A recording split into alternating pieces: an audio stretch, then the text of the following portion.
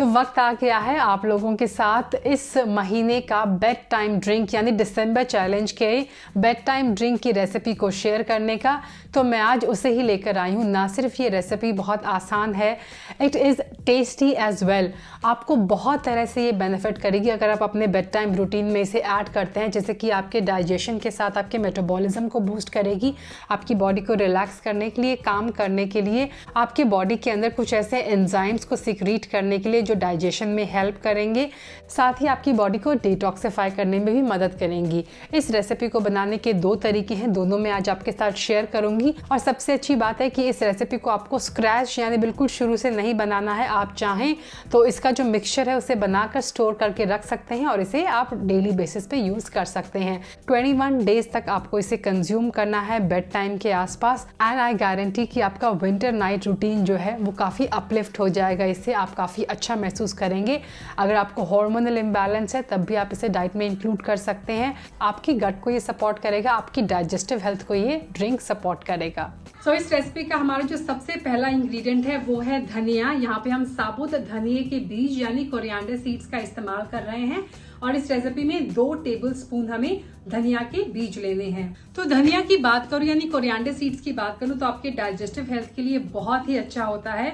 धनिया हेल्प करता है आपके डाइजेस्टिव एंजाइम्स और जूसेस को सीक्रेट करने में आपके लिवर से, ताकि आप ज्यादा बाइल जूस और एसिड्स बना सकें।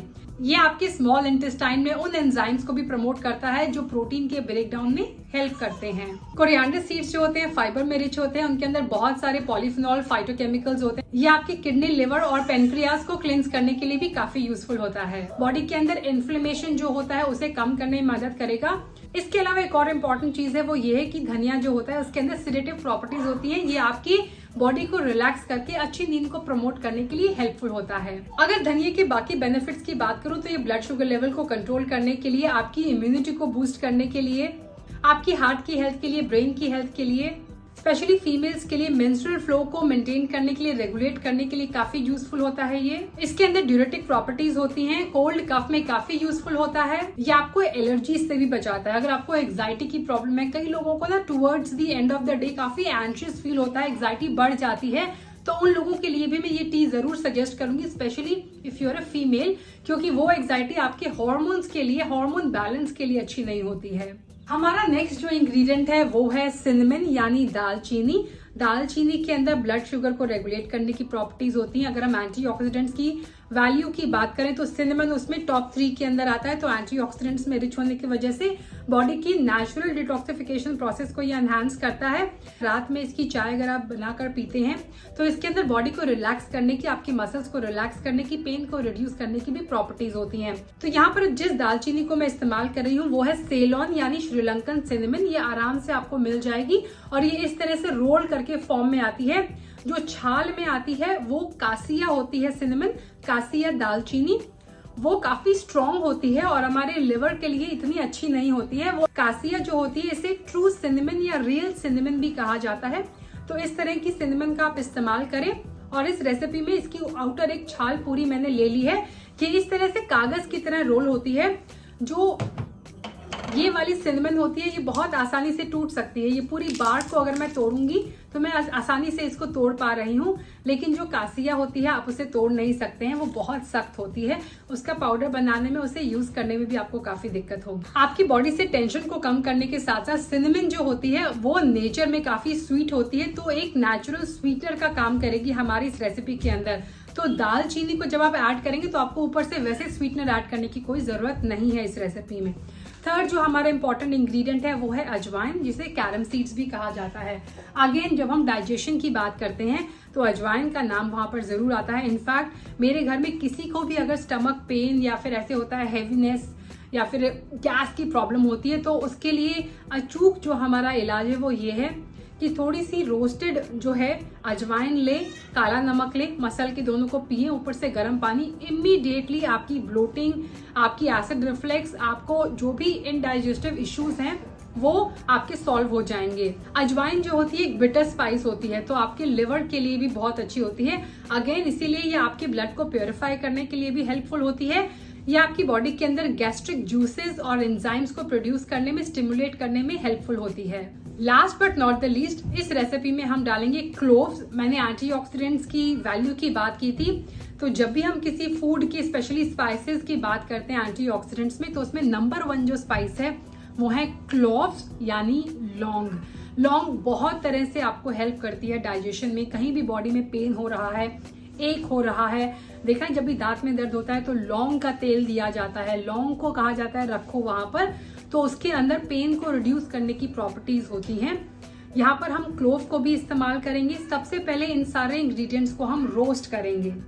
तो रोस्ट करने के लिए यहाँ पर मैं इस छोटे से जो एक हाथ में आ जाता है उस कास्ट आयरन के पैन का इस्तेमाल कर रही हूँ, क्योंकि धीमी आंच पे लंबे देर तक हमें अपने कोरिएंडर को रोस्ट करना है। तो ट्राई करें कि यहाँ पर आप नॉन स्टिक पैन का इस्तेमाल ना करें, स्टील का या कोई और हेल्दी मेटल का इस्तेमाल करें। Do not use aluminium vessel as well. अगर आपके पास क्ले पॉट है तो आप उसके अंदर भी रोस्ट कर सकते हैं, बट मेरे लिए मुझे बेस्ट लगता है कास्ट आयरन, तो मैं यहाँ पर आयरन के पैन में इन सारी चीजों को रोस्ट कर रही हूँ। तो ये सारे इंग्रेडिएंट्स मैंने ले लिए हैं। 2 टेबलस्पून है कोरिएंडर सीड्स, 1 टीस्पून अजवाइन है, थोड़ा सा सिनेमन है एंड 1/8 टीस्पून यहाँ पर लौंग यानी क्लोव लिया है। सबसे पहले मैंने कास्ट आयरन पैन में ऐड कर दिया है कोरिएंडर सीड्स को। तो धनिया के सीड्स को हम तब तक रोस्ट करेंगे जब तक ये डार्क ब्राउन ना हो जाए। आंच आपको धीमी रखनी है और लगातार स्टर करना है। स्टर करने से ये इवनली रोस्ट होंगे, यानी एक तरफ से जलेंगे और एक तरफ से कच्चे नहीं रहेंगे। हर तरफ से हमें इक्वली इन्हें रोस्ट करना है। रोस्ट करके गैस बंद करके बाकी चीज़ें ऐड करनी है, यानी अजवाइन को और सिनेमन को हमें ज़्यादा रोस्ट नहीं करना है। जो इसके अंदर आंच होगी, जो कास्ट आयरन होता है वो हीट को काफ़ी देर तक रिटेन करता है, तो उस आंच में जो रिटेन होगी उसी से ये थोड़े से रोस्ट हो जाएंगे। ठंडे हो गए हैं अच्छी तरह से, मैंने इन्हें ऐड कर दिया है ग्राइंडर में और इनका कोरस पाउडर बनाना है, बहुत पतला नहीं। तो देखेंगे आप ये पाउडर जो है काफ़ी कोरस है। इसे हम स्टोर कर लेंगे और ये 1 हफ्ते के आसपास, थोड़ा सा उससे ज़्यादा ही बन गया है। आप इसे आराम से यूज़ कर सकते हैं स्टोर करके। डेली आपको इसे प्रिपेयर करने की ज़रूरत नहीं है। इस प्रिपरेशन की वजह से हमारी रेसिपी और भी आसान बन गई है। तो रोस्टिंग करने के बाद ये जो हमारा पाउडर है ये तैयार हो गया है और अब हम इससे बनाएंगे चाय। अपनी चाय बनाने के लिए या बेड टाइम टी बनाने के लिए हमें सिर्फ इसकी 2 लेवल तक चम्मच लेनी है, ऊपर तक भर के नहीं लेनी है, और उसे हमें ऐड करना है पानी के अंदर। अब इसे डेली बनाने के लिए 1 कप पानी मैंने पैन में ऐड कर दिया है और उसके बाद 2 चम्मच मैंने ऐड किया है ये मिक्सचर। इसे अच्छी तरह हम मिक्स कर लेंगे और इसमें एक उबाल आने देंगे। उबाल आने के बाद हमें इसे थोड़ा सा सिमर करना है, यानी इसे पकने देना है 2 से 3 मिनट के लिए, और फिर उसके बाद आप इसे एज इट इज़ भी कंज्यूम कर सकते हैं।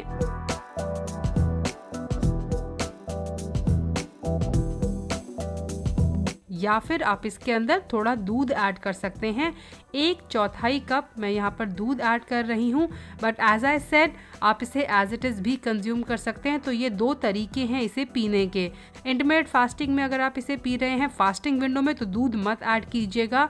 अगर आप नहीं कर रहे हैं फास्टिंग या फिर आप अपनी ईटिंग विंडो के अंदर ले रहे हैं तो इसको आप ऐड कर सकते हैं। आप वीगन हैं तो इसके अंदर कोकोनट मिल्क भी ऐड कर सकते हैं। इसे हम स्ट्रेन कर लेंगे। दूध डालने के बाद भी मैंने इसे पकाया है, अच्छी तरह उबाला है ताकि ये थोड़ी कच्ची ना रहे। और आप देखेंगे कि इसका जो कलर है वो चाय बिल्कुल जो हमारी होती है देसी चाय उसकी तरह है। इसका टेस्ट भी थोड़ा थोड़ा हमारी देसी चाय की तरह है, और वो इसीलिए क्योंकि कोरिएंडर जो हमने डार्क रोस्ट किए हैं उसमें थोड़ा सा फ्लेवर आ जाएगा इस।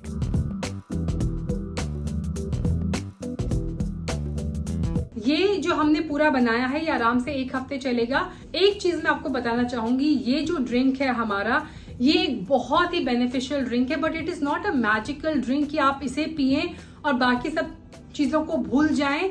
जरूरी है इसके साथ साथ आप अपना लाइफस्टाइल हेल्दी बना के रखें, एक हेल्दी और बैलेंस डाइट कंज्यूम करें, अपनी एक्टिविटी लेवल को आप बनाकर रखें, अप करके रखें, एंड देन डेफिनेटली ये आपके वेट लॉस के प्रोसेस को सपोर्ट करेगा by improving your digestion, by improving your metabolism, और आपकी गट हेल्थ को भी ये सपोर्ट करेगा। सभी आप इसे ले सकते हैं if you are an adult, but अगर आप किसी मेडिकेशन पे हैं तो आप अपने डॉक्टर से कंसल्ट करके इसे कंज्यूम करें। It is not for pregnant women. अगर आप 13 साल से छोटे बच्चे हैं तब भी आप इसे कंज्यूम नहीं करेंगे, आप उससे थोड़े बड़े हैं तो इसे थोड़े लेस अमाउंट में आप कंज्यूम कर सकते हैं। आई होप आज का वीडियो आपके लिए यूजफुल रहेगा। That's all for today. Bye bye.